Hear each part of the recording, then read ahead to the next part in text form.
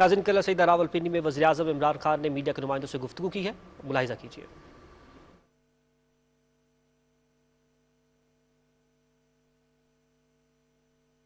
Prime minister صاحب، بڑی ہلچل مچی ہوئی ہے کل سے ویڈیو آنے کے بعد سے۔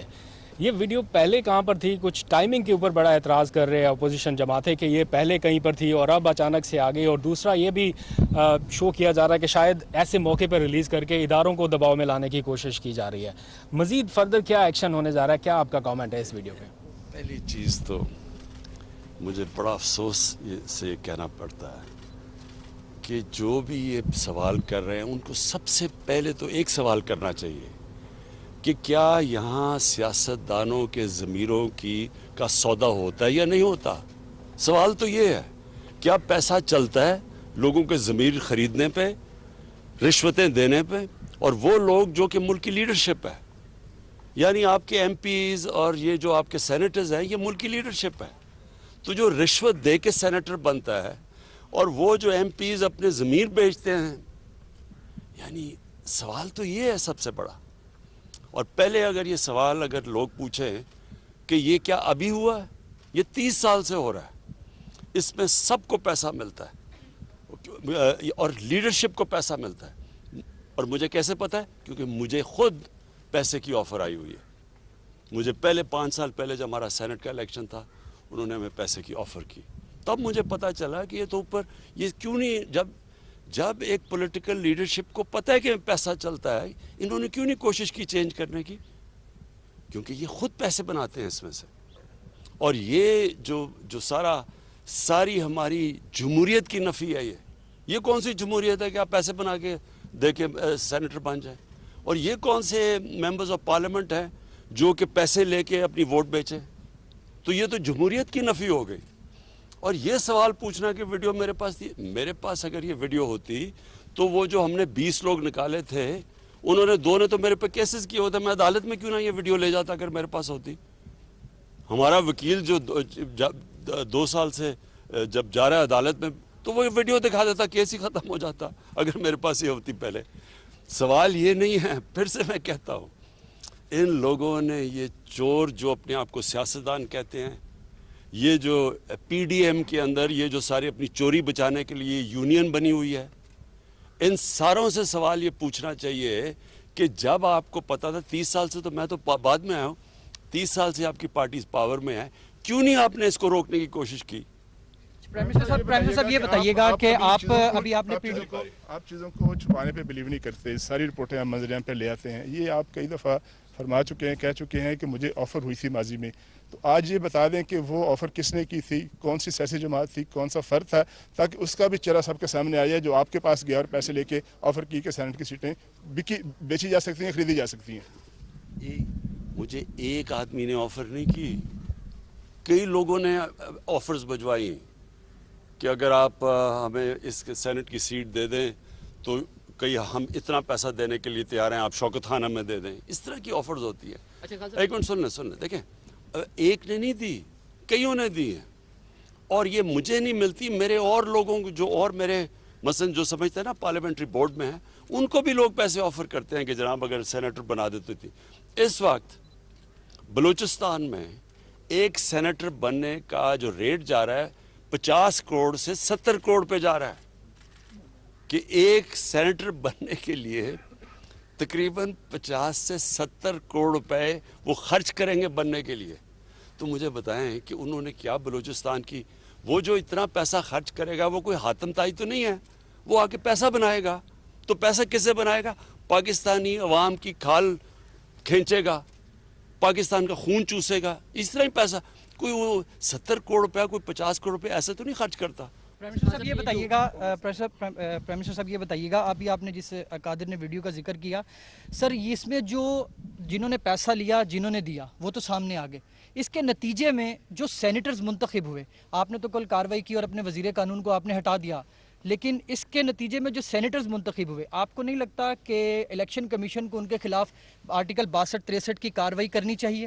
اور ساتھ ہی سر، اس ویڈیو کے آنے کے بعد مولانا فضل الرحمان نے آپ کو ان سے سیاست سیکھنے کا مشورہ دیا، اس پر بھی کامنٹ کرتے سر۔ دیکھیں، اس میں جو ये इनकी जो लीडरशिप है दोनों मेन पार्टीज़ की और फजल रहमान, ये सबको पता है कि पैसा चलता है और फजल रहमान तो सबसे ज़्यादा पैसा बनाया इसने। इसकी पार्टी में तो वो सेनेटर बन गए जो JUI में नहीं थे, वो बाहर से आके सेनेटर बन जाते हैं। कैसे बनते हैं? सवाल तो इनके ऊपर करना चाहिए। और देखें इस वक्त सबसे इम्पोर्टेंट चीज़ क्या है, सेनेट इलेक्शन आ रहा है। अब क्या हमें जब पता है कि ये पैसे की पूरी एक सियासतदानों की मंडी लगी हुई है, रेट्स फिक्स हो रहे हैं, तो क्या हमने इसी सिस्टम के तहत इलेक्शन करवाना है? जब ये दोनों पार्टीज ने चार्टर ऑफ डेमोक्रेसी में वाजे कहा था, इनके चार्टर में लिखा हुआ है कि ओपन बैलेट होनी चाहिए। पिछली बारी ये नून लीग ने बार कहा कि जब ओपन बैलेट होना चाहिए, मैंने तायद की नून लीग के हाँ जी ओपन बैलेट होना चाहिए। आज ये क्यों पीछे हट गए हैं? मैं तो ये सवाल पूछ रहा हूँ। जब पता है अब असल इशू ये है, सेनेट इलेक्शन बाद में तो तफ्तीश करते रहें, इशू ये है कि क्या सेनेट इलेक्शन हमने इसी करप्ट सिस्टम के जरिए लड़ना है या ट्रांसपेरेंसी लेके आनी, ये सारा इशू है बस। अच्छा प्राइम मिनिस्टर साहब, पाकिस्तान एक ज़रूरी मुल्क है और हमने देखा है कि कल भी कैबिनेट ने गंदम और चीनी इंपोर्ट करने की बात की है और उसकी इजाज़त भी दी है। ज़रूरी मुल्क होने के बावजूद हम चीज़ें इंपोर्ट कर रहे हैं खाने पीने की। साथ साथ हमने देखा कि कंस्ट्रक्शन के ऊपर आपने पूरा जोर लगाया, उसके नताइज तो सामने आए, लेकिन अब ज़राअत के ऊपर भी आप मीटिंग्स कर रहे हैं। सर हम जहाँ भी जाते हैं लोग हमसे कहते हैं, आप वज़ीर आज़म से बात करते हैं तो उनसे पूछे इतनी महंगाई क्यों हुई? सर ये इस हवाले से ज़रा आवाम के जो खदशात हैं उस पर ज़रा जवाब दें। ये बिल्कुल ठीक बात है आपकी। महंगाई की सबसे बड़ी वजह क्या है? जब रुपया गिरता है, जब डॉलर के मुनिस्बत रुपया गिरता है तो वो महंगाई बढ़नी होती है। क्यों? सारी चीज़ें जो बाहर से आप आती हैं वो महंगी हो जाती हैं। जब पीपल्स पार्टी आई 2008 में तो तब रुपया गिरा, तब 25% रुपया गिरा, 25% तक महंगाई चली गई। आप उठा के देख लें 2008-9 में आज से बहुत ज़्यादा महंगाई हुई क्योंकि रुपया गिरा था 25%। हमारी बारी 24.5% रुपया गिरा जब हम आए। और वो रुपया क्यों गिरता है? क्योंकि जब आपकी इंपोर्ट्स ऊपर चली जाती हैं, एक्सपोर्ट्स नीचे चली जाती हैं, डॉलर ज़्यादा मुल्क से बाहर जा रहे होते हैं बजाय अंदर आने के, रुपया गिर जाता है। रुपए की डॉलर की शॉर्टेज होती है, वो डॉलर ऊपर रुपया नीचे। जब रुपया नीचे गिरता है, तेल महंगा, तेल महंगे के मतलब सारी ट्रांसपोर्ट महंगी, उसका मतलब बिजली महंगी, आधी बिजली तेल से बनती है, गैस आधी गैस बाहर से इंपोर्ट होती है वो महंगी, उसके बाद दालें महंगी, 70% दालें बाहर से आती है वो महंगी, घी वो बाहर से आता है घी महंगा, और फिर जब बाहर की कीमतें बढ़ती हैं फिर महंगी, पेट्रोल की कीमत बढ़े फिर महंगी। यानी जो महंगाई है, अगर आपका आज अल्लाह करे हमारी एक्सपोर्ट्स बढ़नी शुरू हो जाएं, जो बढ़नी शुरू हो गई हैं, और हम इंपोर्ट्स से ज़्यादा एक्सपोर्ट शुरू कर दें तो हमारा रुपया मजबूत होगा, महंगाई कम हो जाएगी। सो ये याद रखें कि ये सबसे बड़ी वजह।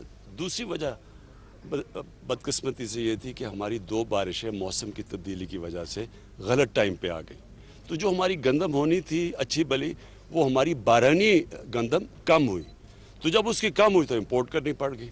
अच्छा खान साहब, एक तो वीडियो आने से आपके मौक़िफ़ की तायद हो गई कि जो हॉर्स ट्रेडिंग है वो होती है, साथ साथ जो है अपोजिशन जो है वो कहती है कि आपके जो अरकान असम्बली हैं वो इंटैक्ट नहीं है, इसलिए आप लोग जो है ओपन बैलेट से इंतखाब करना चाहते हैं। सेकेंडली लॉ मिनिस्टर को सैक कर दिया, जो बाकी लोगों के नाम आ रहे हैं जिस तरह परवेज़ खटक साहब, और कहा गया कि वहाँ पर स्पीकर हाउस के अंदर सारा मामला हुआ, तो उनके खिलाफ भी कोई कार्रवाई का प्लान है? उनका क्लेम है, उन्होंने पैसे लिए वो क्लेम। जी देखिए, सबसे बड़ी चीज़ क्या है कि जी हमारे मेंबर जा रहे हैं या नहीं जा रहे हैं, ये इशू नहीं है। मैं 5 साल पहले तो मेरे मेंबर आ नहीं जा रहे थे, मैं तो 5 साल से लगा हुआ ओपन बैलेट की। मैं तो जब ये नून लीग ने कहा कि ओपन बैलेट होनी चाहिए, मैंने तो तब तायद की इनकी। तो ये तो अब से नहीं मैं कह रहा, जब सबको पता है कि सेनेट के इलेक्शन की वोट 30 साल से सबको पता है कि वोट बिकती है। मेरा सवाल यह है कि इन्होंने क्यों नहीं चेंज करने की कोशिश की। और फिर ये जो कहना कि हमारे मेंबर जा रहे हैं या नहीं जा रहे हैं, ये याद रखें गवर्नमेंट के लिए ज़्यादा आसान है, हमारे लिए अपनी जितनी हमारी सीटें हैं उनसे ज़्यादा हम ले सकते हैं, क्योंकि गवर्नमेंट के पास पावर होती है। इसलिए तो गवर्नमेंट में आके कोई बदलता नहीं है, बाहर कहता है, गवर्नमेंट में आके नहीं करते।